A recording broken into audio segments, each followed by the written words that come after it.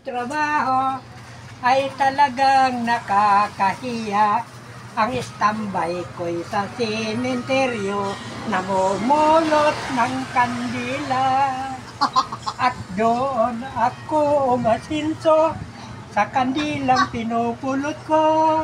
Bininta ko sa Binondo, nabili ng tig-80 kilo. Aray, nakakatakot. Kay hirap pala ng negosyo na pinupulot sa may sementeryo. Ang naging bahay kong bungalo ay palaging dinadalaw ng multo.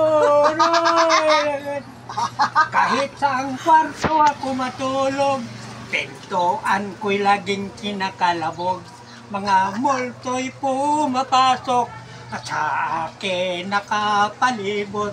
Ang ginawa ko'y tumalon ako, tumakbo hanggang